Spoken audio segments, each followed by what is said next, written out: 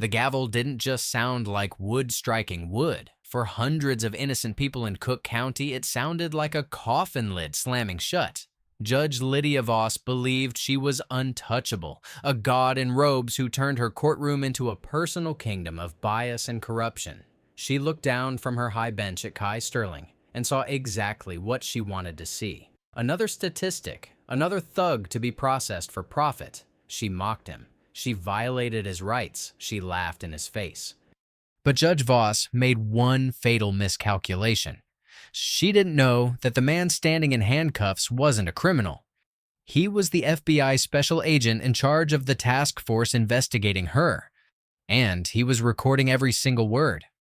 The air in Courtroom 4B of the Oak Haven County Courthouse was stale, smelling of old wood polish, sweat, and impending doom. It was a suffocating atmosphere deliberately maintained by the man sitting on the raised dais. Judge Lydia Voss adjusted her glasses, the light reflecting off the lenses to hide her eyes. She was a woman in her 50s, with silver hair pulled back into a severe bun and a jawline that suggested a lifetime of getting her way. She tapped a manicured finger against the case file in front of her. To the public, Voss was a pillar of the community, a hard-on-crime conservative who kept the streets safe. To the people in the know, she was the gatekeeper of the Oak Haven corruption ring. Docket number whatever, the bailiff announced, his voice bored. State versus Kai Sterling. Charges armed robbery, aggravated assault, and resisting arrest. Kai Sterling stood at the defense table. He was tall, built like a linebacker with a face carved from granite. He wore the county-issued orange jumpsuit, which was 2 sizes too small, straining against his shoulders. His hands were cuffed in front of him, the metal biting into his wrists. Most men in his position looked terrified. They cried, they pleaded, or they looked at the floor in shame. Kai Sterling did none of those things. He stood perfectly still, his eyes fixed on Judge Voss. He wasn't staring in anger. He was studying. He was analyzing the judge's micro-expressions, the slight tremor in the prosecutor's hand, the way the bailiff shifted his weight. "Mr. Sterling," Judge Voss said, her voice dripping with condescension, "you are facing decades in prison. The state alleges that you held up the Jameson liquor store, pistol-whipped the owner, and fled with thousands in cash. Do you understand the severity of these charges?" Kai remained silent for a beat too long. "I understand what I've been charged with, Your Honor."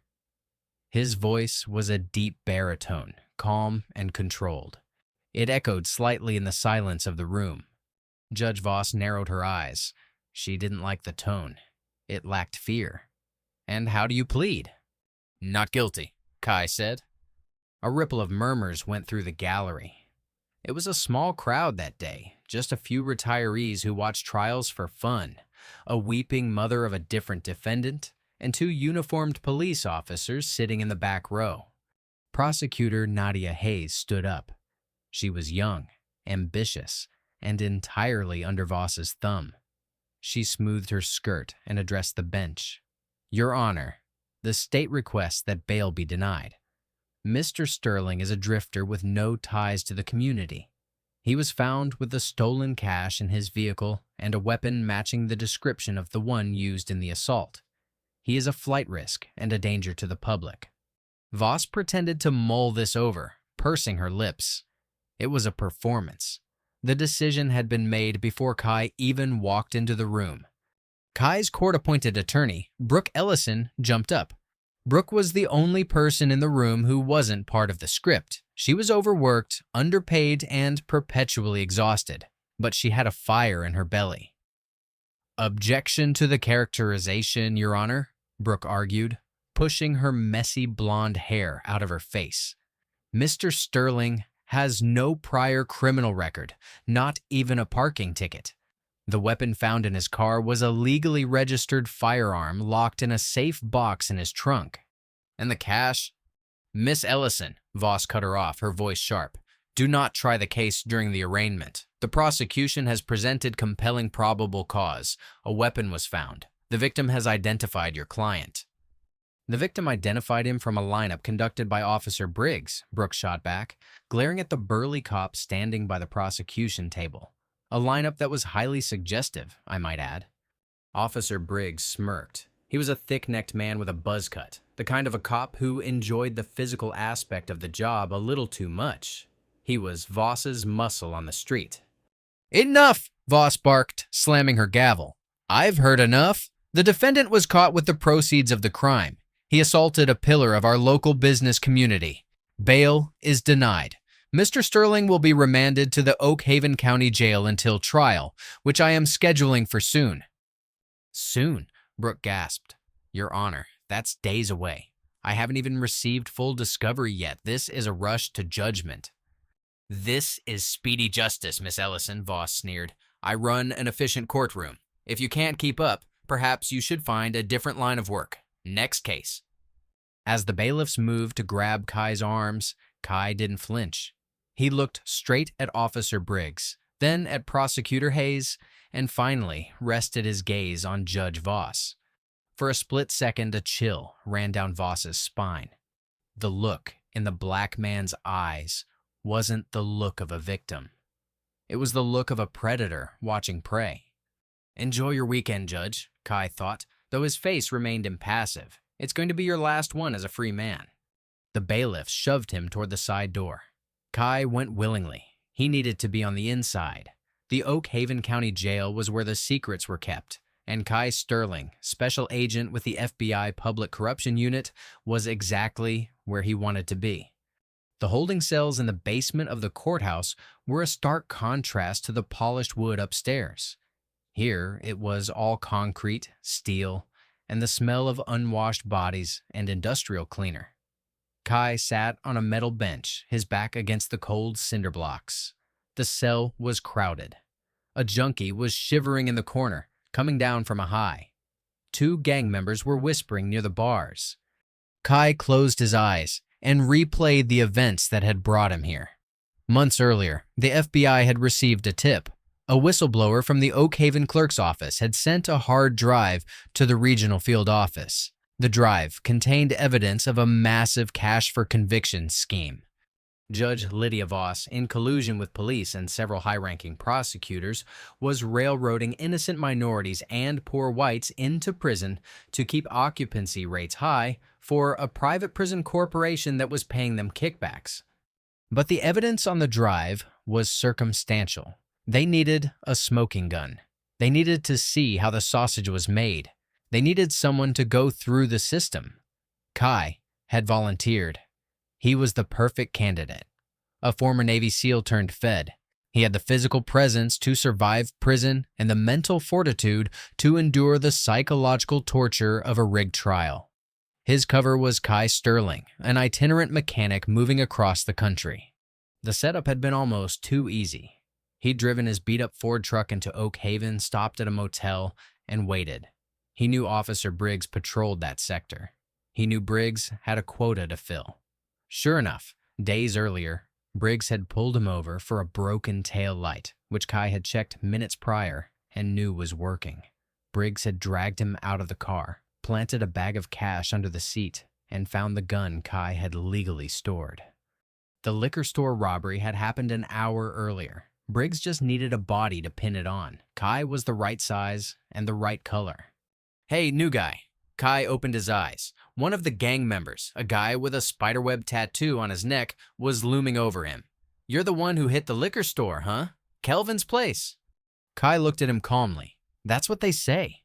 "Kelvin pays protection to the Grim Reapers," the guy sneered. "You stepped on toes, man. Bad move." Kai stood up slowly. He moved with a fluid grace that made the gang member take a subconscious step back. "I didn't rob the store," Kai said simply.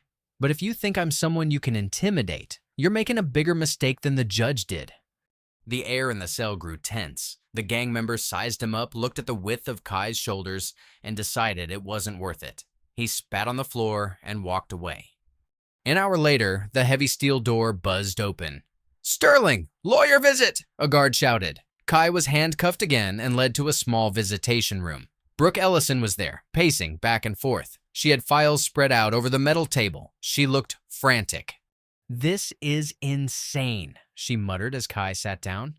"I've been trying to get the security footage from the liquor store, but the tape has mysteriously gone missing. And the body cam footage from Briggs is a corrupted file. They're scrubbing everything." Brooke looked up at him, her eyes wide with desperation. "Look, they're offering a plea deal. Several years. With good behavior, you're out sooner. If we go to trial soon, Voss will hammer you. She'll give you decades. She hates going to trial on losing cases, but she loves making examples of people." Kai leaned forward. "Brooke." She stopped pacing. "What?" "No plea deal." "Kai, you don't understand," she pleaded. "This is Judge Voss. She has a near-perfect conviction rate. The jury pool is picked from her golf buddies and people who owe her favors. You cannot win this." "I'm not interested in winning the trial, Brooke," Kai said softly. "I'm interested in the truth." "The truth doesn't matter in Oak Haven," she snapped, slamming her hand on the table. "Survival matters. I can't save you if you don't let me." Kai looked at this woman. She was good. She actually cared. That was rare. He decided to give her a crumb. Just enough to keep her fighting, but not enough to blow his cover. "Brooke, listen to me carefully," Kai said, lowering his voice. "Don't look for the footage of the robbery. It's gone. Briggs destroyed it." "Then how do we—" "Look for the footage from the gas station across the street," Kai said. "The Shell station. It has a camera pointing at the intersection. It would have captured my truck passing by at the exact moment the robbery was taking place inside the liquor store. It proves I couldn't have been in two places at once." Brooke blinked. "The Shell station. I didn't think of that. It's private property, not city surveillance." "Exactly," Kai said. "Briggs wouldn't have jurisdiction to wipe it immediately, but you have to hurry. Most systems overwrite quickly." Brooke gathered her files quickly. She looked at Kai with a newfound curiosity. "How did you know about the camera angles at the intersection?" "I noticed things," Kai said. "Go get that footage." As Brooke rushed out of the room, Kai leaned back. Step one was in motion, but he wasn't just relying on Brooke. He had his own insurance. Back in his cell, Kai sat on his bunk. He reached into the collar of his jumpsuit. Sewn into the seam, undetectable by a standard pat-down, was a micro-transmitter. He pressed it twice in a rhythmic pattern. Click, click. A signal was sent to a van parked blocks away, where two FBI tech agents were monitoring everything. "Intercepted audio. FBI surveillance van," Agent Ben Carter said. "He signaled. We're green." "Copy that," Agent Nadia Karras replied. "I'm tapping into the judge's private line now." While Kai sat in jail, the FBI was listening to Judge Lydia Voss. At that very moment, Judge Voss was in her chambers pouring a glass of expensive scotch. She picked up her phone and dialed a number. "It's done," Voss said into the phone. "The drifter is locked up. We pinned the Kelvin job on him. Your nephew is in the clear, Julian." On the other end of the line was Julian Crest, the silent owner of the Oak Haven construction firms and the man who really ran the town. "Good," Julian's voice rasped. "My nephew is an idiot, but he's family. Make sure this Sterling guy goes away for a long time, Lydia. I don't want him appealing and digging things up." "Don't worry," Voss laughed, taking a sip of her scotch. "I appointed Ellison as his lawyer. She's competent enough to make it look legal, but she's too overwhelmed to find the holes in the case. By next week, Kai Sterling will be a memory." In the surveillance van, Agent Carter smiled and adjusted his headphones. "We got her," he whispered. "Conspiracy to obstruct justice, but we need more. We need to catch her doing it in open court." Back in the cell, Kai stared at the ceiling. The game had begun. Voss thought she was the cat playing with a mouse. She didn't know the mouse was strapped with C4. The weekend in jail was brutal. Kai had to fend off intimidation attempts, one from a guard who accidentally didn't feed him dinner. Kai stayed calm. He meditated. He visualized the courtroom. The day of the trial arrived. Kai was dressed in a cheap suit Brooke had bought for him at a thrift store. It was tight in the arms. He was shackled and led into the courtroom. This time, the room was fuller. The hard-on-crime crowd had shown up. Judge Lydia Voss entered, her robes billowing, looking like a queen taking her throne. She glared at Kai with disdain. "All rise," the bailiff bellowed. Voss sat. "Court is now in session," State versus Sterling. Are we ready for opening statements? The state is ready, Your Honor, Prosecutor Hayes chirped. The defense is ready, Brooke said, her voice shaking slightly. Kai sat back. He watched Voss smile at the prosecutor, a conspiratorial smile. Go ahead, Judge, Kai thought. Start the show. Dig your grave deep. The trial began not with a bang, but with the suffocating weight of inevitability. The courtroom air conditioning was broken, making the air thick and humid. The jury, 12 citizens selected mostly because they looked tired and compliant, fanned themselves with information pamphlets. Prosecutor Nadia Hayes paced in front of the jury box. She was painting a picture of terror. Ladies and gentlemen, Hayes began, her voice trembling with practiced outrage. Oak Haven is a peaceful town, a place where you can leave your doors unlocked. But men like Kai Sterling? She pointed a sharp, manicured finger at Kai. Men like him come here to prey on our peace. He didn't just rob a liquor store. He pistol-whipped an innocent business owner. He laughed as he did it. Kai sat motionless. He watched the jury. 3 of them looked at him with fear. 2 looked bored. 1, an older man in the back row, was staring at Judge Voss with a furrowed brow, perhaps sensing the fix was in. The state called its first witness, Mr. Kelvin, the owner of Jameson Liquor. Kelvin was a small, balding man who looked like he hadn't slept in days. He shuffled to the stand, avoiding eye contact with everyone, especially the defendant. Mr. Kelvin, Hayes asked gently, is the man who robbed you in this courtroom today? Kelvin hesitated, his eyes darting to the back of the room where a man in a dark suit sat, an associate of Julian Crest. The message was clear. Yes, Kelvin whispered. He raised a shaking hand and pointed at Kai. That's him, the big guy. Are you certain? I'm certain. Brooke Ellison stood up. Objection. The witness sounds coerced. Overruled, Judge Voss barked, slamming her gavel so hard a pen rolled off her bench. The witness has been traumatized, Miss Ellison. Show some respect. Continue, Miss Hayes. Kai leaned over to Brooke. Let him go, he whispered. He's just a pawn. Go after the knight. The knight was Officer Colton Briggs. When the prosecution called Briggs to the stand, the mood in the room changed. Briggs walked with a swagger. He chewed gum, which he stuck under the railing before sitting down. He smirked at the judge, a subtle acknowledgement of their shared secret. Officer Briggs, Hayes said, tell us how you apprehended the suspect. Well, Briggs drawled, leaning back, I was on patrol near the interstate. I saw a vehicle matching the description of the getaway car, a beat-up Ford truck. I initiated a stop. The driver, Mr. Sterling, was belligerent. I smelled alcohol. I asked him to step out, and that's when I saw the bag of cash under the seat and the handle of a .45 caliber pistol sticking out of the glove box. Did the defendant say anything? Yeah, Briggs chuckled. He said, you caught me, pig. I did it. A gasp went through the gallery. Brooke Ellison shot up. Objection, hearsay. And my client never made that statement. There is no recording of it. The officer's body cam malfunctioned. Judge Voss interjected smoothly, answering for the prosecution. Technological errors happen, Miss Ellison. The sworn testimony of a decorated officer of the law is evidence enough. Overruled. Kai felt a cold rage simmering in his gut. It wasn't just the lies. It was the laziness of it. They didn't even try to make it believable because they knew they were untouchable. Voss looked at Kai with a look of utter boredom, checking her watch.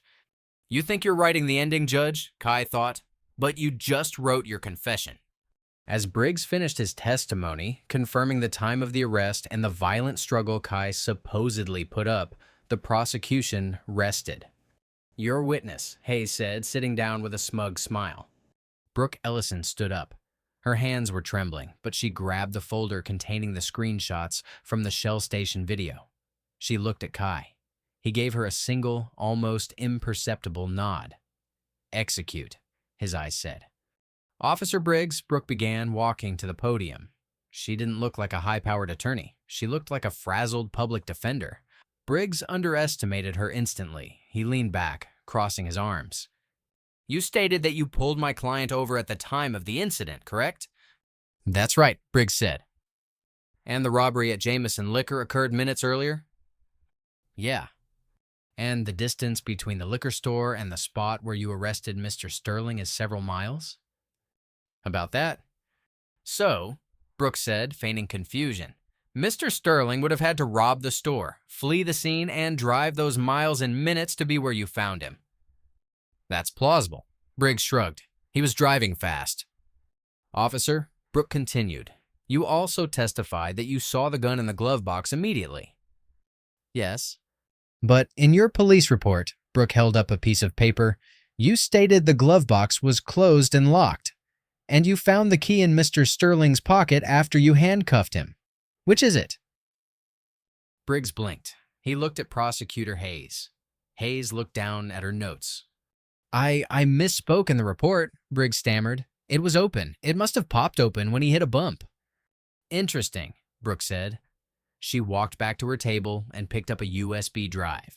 Now, Officer Briggs, you stated that you were the only unit in the area and that you maintained visual contact with the suspect's vehicle from the moment you saw him until the arrest. That's correct. I'm a thorough cop. And you are absolutely certain that the man sitting here, she pointed to Kai, is the man you saw driving that truck at the time of the arrest? 100%. Brooke turned to the judge. Your Honor, the defense would like to introduce Exhibit D into evidence. Judge Voss sighed loudly. Miss Ellison, we are trying to wrap this up. What is Exhibit D? It is security footage, Your Honor, Brooke said, her voice gaining strength. Footage from the Shell gas station on Route 9, miles west of the liquor store, and away from where Officer Briggs claims he made the arrest. Voss froze. The color drained slightly from her face. Approach the bench. Brooke walked up, flanked by Hayes. Where did you get this? Voss hissed, her microphone muted. I subpoenaed it directly from the franchise owner this morning, Brooke whispered. It's time-stamped. This is a surprise ambush, Hayes argued, looking panicked. We haven't had time to authenticate it. It's exculpatory evidence, Brooke said firmly. If you suppress this, Your Honor, it's a reversible error on appeal. Voss looked at Kai. Kai was just watching her. The judge realized she was in a corner. If she refused it outright with no reason, it looked too suspicious. She had to play it cool. I will allow it, Voss said through gritted teeth, but make it quick. Brooke returned to the defense table and plugged the USB into the court projector. A grainy but clear video appeared on the white screen. It showed the interior of a gas station. In the corner, the timestamp read the exact moment of the robbery. The video showed a tall black man in a distinct shirt walking up to the counter. He bought a bottle of water and a pack of gum. He looked directly at the camera. It was Kai Sterling. Officer Briggs, Brooke said, her voice ringing through the silent courtroom, please, look at the screen. In the video, Kai was clearly visible purchasing items at the gas station miles away at the exact time the robbery was taking place. Officer Briggs, Brooke said, the robbery took place at the time of the incident. This video shows my client purchasing water at a gas station miles away. Unless Mr. Sterling can teleport, he could not have been robbing the liquor store. The jury began to whisper. The older man in the back row sat up straight, crossing his arms and glaring at the prosecution table. Briggs turned red. That timestamp could be wrong. Those machines are never right.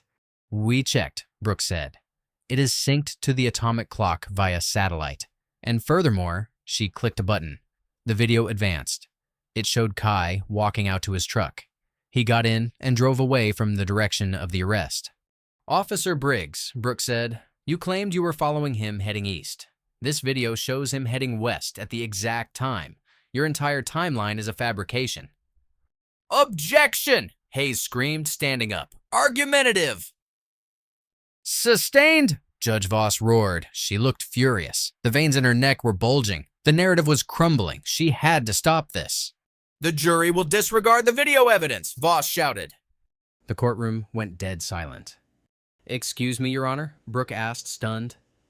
You heard me, Voss yelled. This video has not been properly authenticated by a forensic expert. For all we know, it is a deep fake AI generation. In my courtroom, we do not allow unverified digital trickery to confuse the jury. I am striking Exhibit D from the record. The jury is ordered to forget they saw it." "You can't do that," Brooke cried out. "It's plain as day. You're suppressing proof of innocence."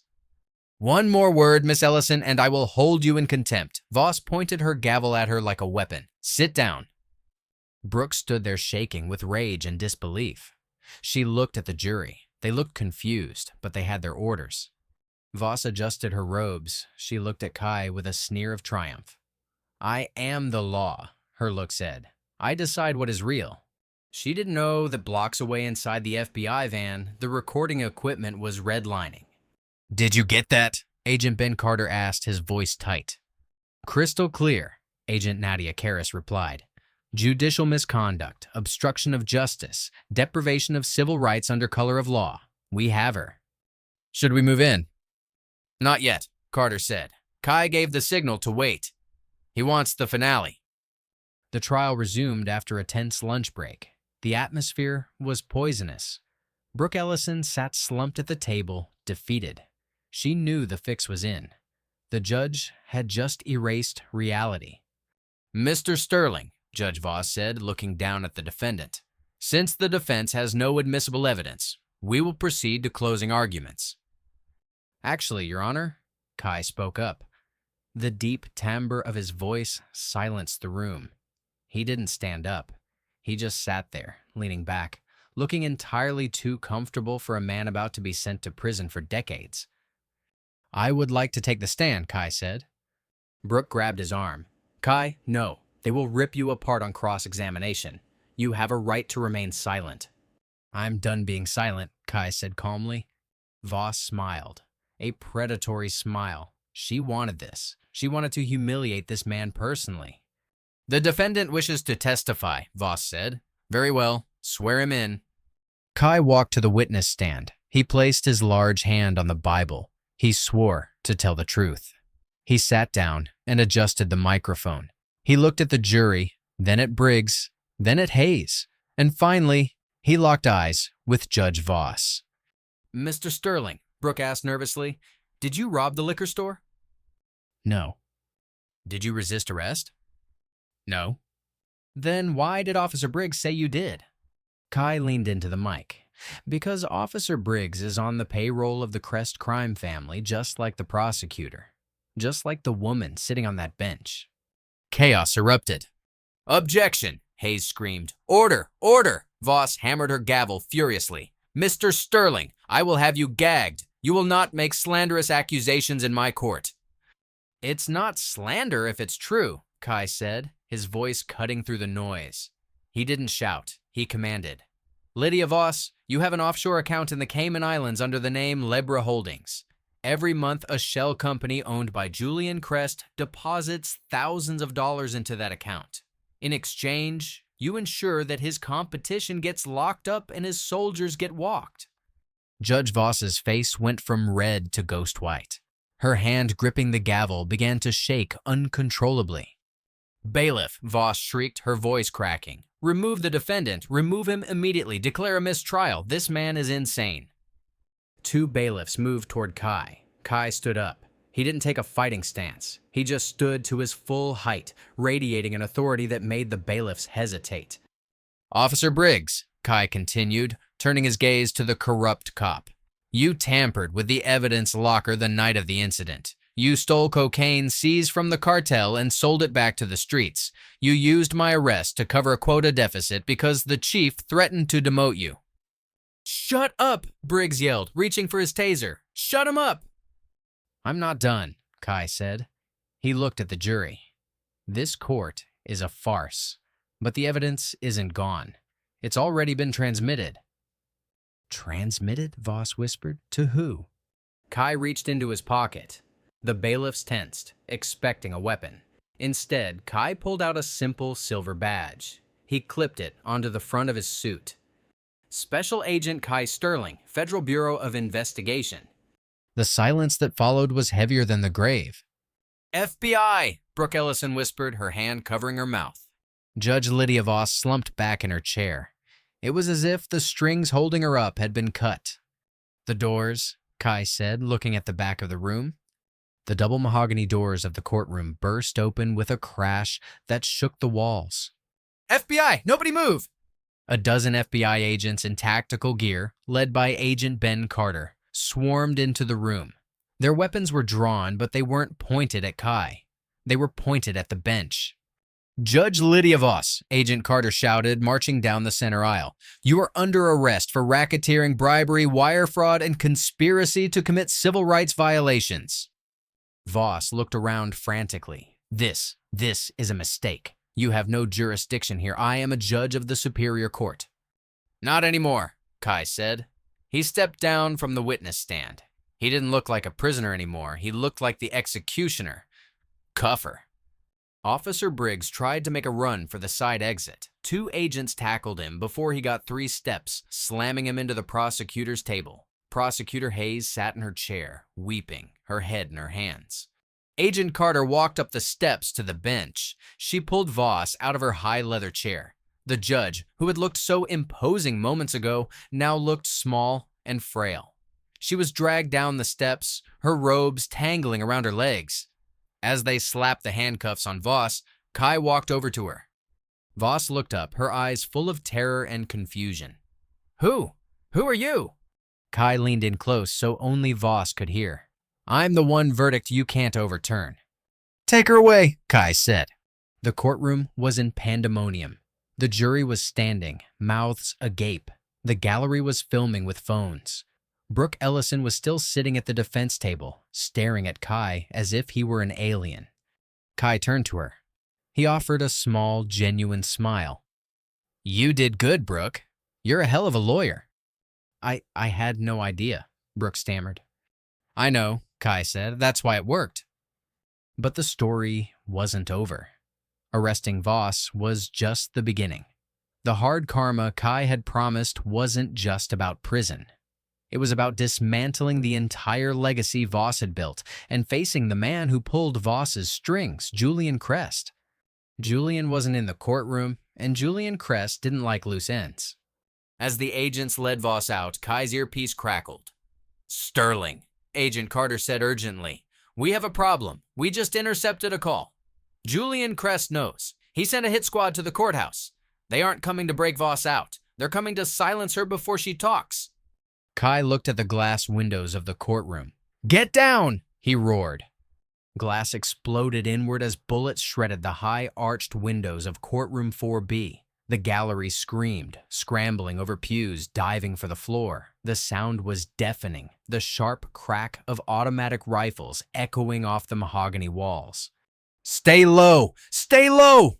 Agent Carter shouted, dragging Judge Voss behind the thick oak defense table. Kai Sterling didn't scramble. He moved with the precision of a machine. He flipped the heavy prosecutor's table onto its side, creating a barricade for Brooke Ellison and the terrified court reporter. Stay here, Kai commanded Brooke. Don't move until I say. Who are they? Brooke cried, clutching her files to her chest.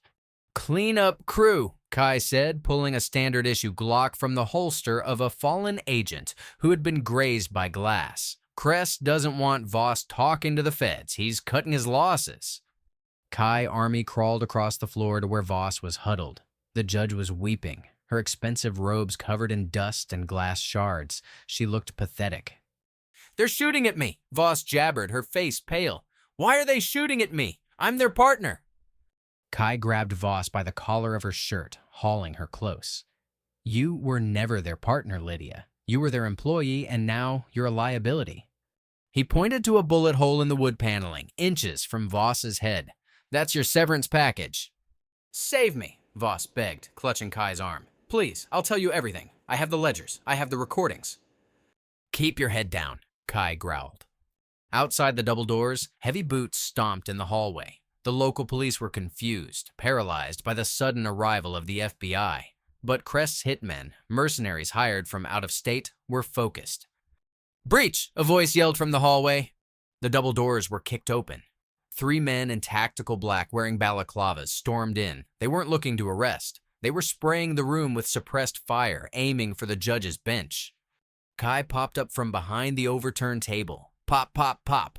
3 shots, 3 hits. The first mercenary crumpled. The second spun around, clutching his shoulder. The third dove for cover behind a pew. "Carter, flank left," Kai barked. Agent Carter, bleeding from a cut on his forehead, nodded and signaled 2 other agents. They moved in a tactical formation, suppressing the remaining gunmen. But the real threat wasn't the front door. The back, Kai realized. The judge's chambers, Voss's private entrance behind the bench. It was unsecured.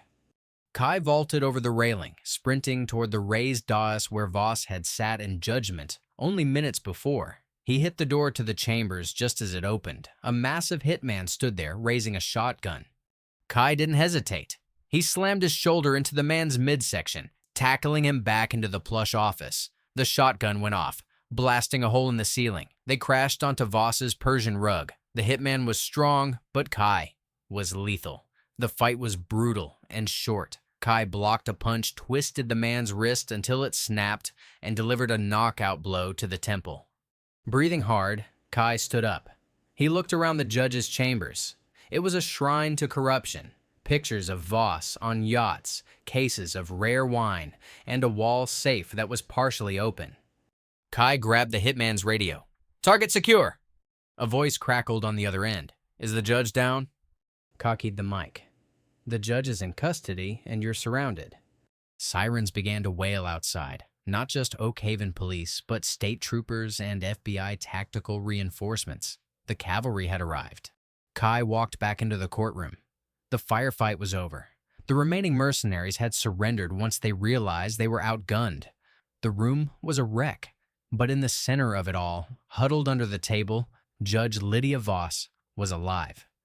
Kai walked over and hauled her up. "It's over, Lydia," Kai said. Voss looked around at the destruction, the bullet holes in her bench, the shattered seal of the state on the wall. The illusion of her power was gone. I want to make a deal," Voss whispered, her voice trembling. "I can give you Julian Crest. I can give you the mayor. I can give you everyone." Kai snapped the handcuffs back under the judge's wrists. "You're going to talk," Kai said coldly, "but not to make a deal. You're going to talk because it's the only thing that will keep you out of general population with the men you put there." As they led Voss out of the ruined courthouse, the press was already swarming. Cameras flashed. For the first time in her life, Judge Voss wasn't walking out to applause. She was doing the perp walk. And in the crowd, Brooke Ellison stood next to Kai. "You saved her life," she said, shaking her head. "I didn't save her life," Kai said, watching the squad car door slam shut on Voss. "I saved her testimony. Death is too easy for women like her. She needs to live with what she became." Months had passed since the shootout at the Oak Haven County Courthouse, but the scars on the building were nothing compared to the scars being exposed in the federal district court in the state capitol. This was not Judge Voss's kingdom. The federal courthouse was a monolith of glass and steel, cold and impersonal. There were no bailiffs here who owed Voss favors, no clerks who would lose a file for cash, and no prosecutors looking to pad their conviction rates. Here, the air smelled of floor wax and absolute unyielding accountability. The courtroom was packed. Every seat in the gallery was taken by journalists, victims of Voss's corrupt rulings, and the families of men falsely imprisoned. In the front row sat Kai Sterling, no longer in an orange jumpsuit. He wore a tailored charcoal suit, his FBI badge clipped discreetly to his belt. Next to him sat Brooke Ellison, the newly appointed interim district attorney for Oak Haven, who looked both exhausted and vindicated. Judge Lydia Voss sat at the defense table. She looked like a husk of her former self.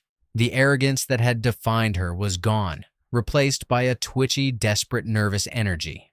She had lost weight. Her hair, once perfectly coiffed, was thinning and gray. She wasn't wearing her judicial robes. She was wearing a generic, ill-fitting suit provided by her public defender. The irony wasn't lost on anyone. The trial itself had been a bloodbath. Kai and his team had been thorough. They hadn't just caught Voss. They had dissected her, Over weeks, the prosecution had laid out a tapestry of corruption so dense it made the jury audibly gasp. They played the audio recordings from the bug in Voss's chambers. The jury heard Voss laughing as she sentenced a teenager to years for possession of a single joint just to meet a quota. They saw the bank records tracing the blood money from Julian Crest construction firms directly into Voss's offshore accounts. They heard testimony from the hitmen who had tried to kill her, men Voss had once protected. But the most damning moment came from Voss herself. In a desperate bid for leniency, she had turned state's evidence. She had ratted on everyone. She gave up Julian Crest, who is currently facing a life sentence in a supermax facility. She gave up the police chief. She gave up the mayor. Voss had burned her entire world to the ground in the hopes that she could walk away from the ashes. Now it was time for sentencing. The presiding judge was Judge Eleanor Harper. She was a legend in the federal circuit, a woman known for her intellect and her utter lack of patience for corruption. She adjusted her glasses and looked down at Voss with an expression of profound disgust. "Lydia Voss," Judge Harper began, her voice echoing in the silent room. "Please stand." Voss scrambled to her feet, her hands trembling. "In my years on the bench," Harper said, her tone conversational but deadly, "I have sentenced murderers, terrorists, and cartel leaders. But I have rarely stood in the presence of someone who disgusts me as much as you do." Voss flinched as if she'd been slapped. "Your Honor, I cooperated. I gave you Crest. I helped the FBI." "You helped the FBI because you were caught," Harper corrected her sharply. "You didn't find a conscience, Ms. Voss. You found a calculator. You weighed your options and decided that betraying your co-conspirators was your best chance at survival. That is not remorse. That is cowardice." She opened the file in front of her. "You took an oath to uphold the Constitution. Instead, you treated it like a menu, picking and choosing who received justice based on the size of their wallet. You turned the Oak Haven court into a slaughterhouse for the poor and a playground for the rich. You personally oversaw the wrongful conviction of hundreds of individuals." She paused, letting the number hang in the air. "The prosecution has recommended a sentence of years," Harper said. Voss let out a breath she had been holding. She could do that with good behavior. Parole. Maybe she'd be out sooner. She started to nod, a flicker of hope returning to her eyes. "However," Harper continued, her eyes narrowing, "I am not bound by the prosecution's recommendation, and in this case, I find it woefully insufficient." Voss's head snapped up. "What?" "You didn't just break the law, Ms. Voss. You poisoned the public's trust in it. That is a wound that takes generations to heal." Judge Harper picked up her gavel. It looked heavy in her hand.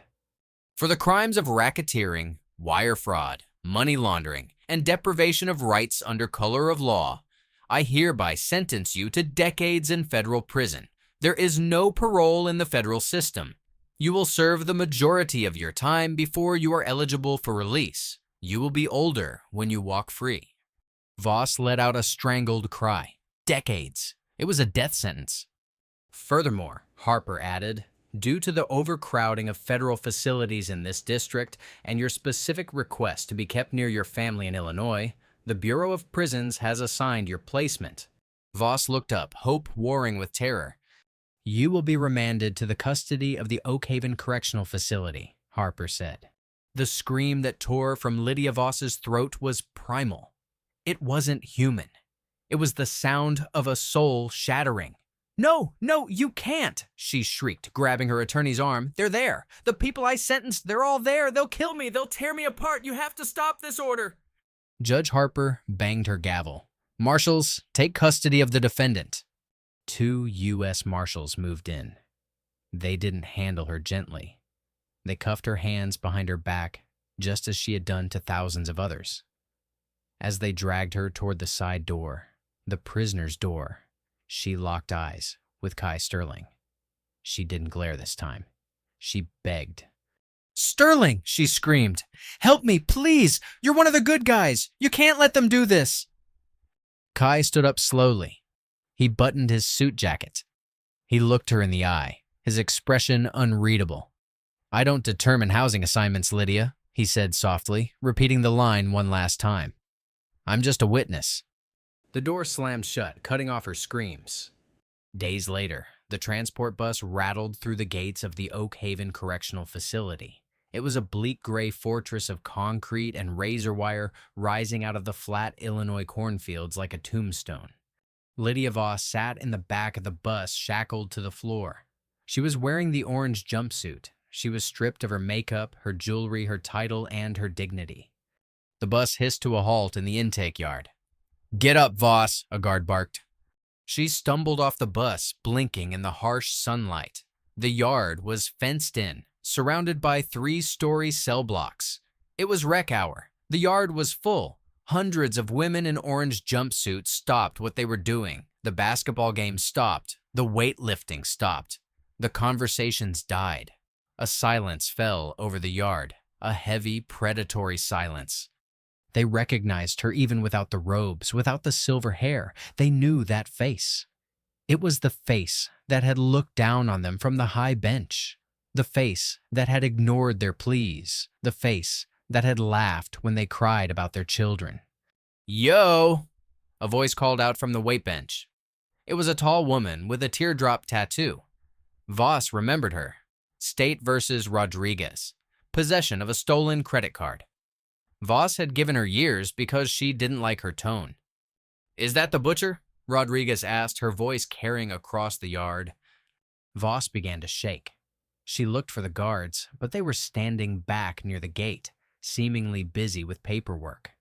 In Oak Haven, the prison she helped fill for profit, the guards were understaffed and underpaid, just the way Julian Crest had designed it.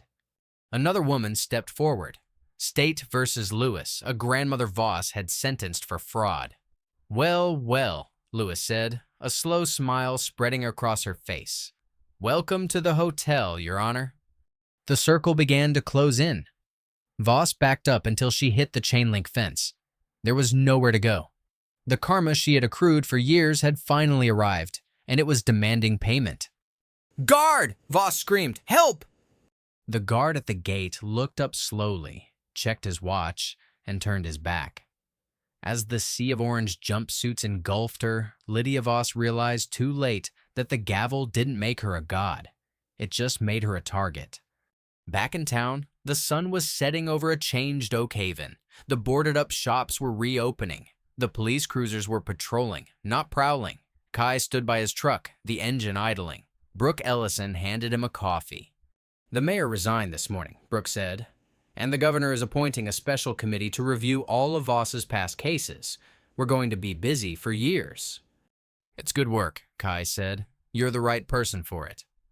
"I still can't believe you were FBI the whole time," Brooke said, shaking her head with a smile. "You know, for a while there, I really thought I was defending a mechanic." "I am a mechanic in a way," Kai said, opening the door to his truck. "I just fix different kinds of broken machines." "Where to next?" Brooke asked. "Wherever the system is rigged," Kai replied. He looked at her one last time. "Take care of this town, Brooke." "I will." Kai threw the truck into gear and pulled onto the main road.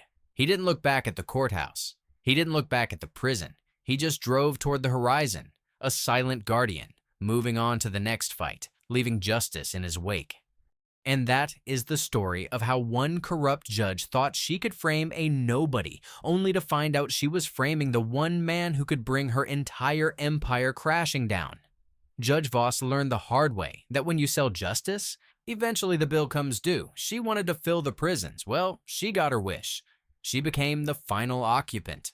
If you enjoyed this story of high-stakes justice and brutal karma, please hit that like button. It really helps the channel grow. And don't forget to subscribe and turn on notifications so you never miss a story. What do you think?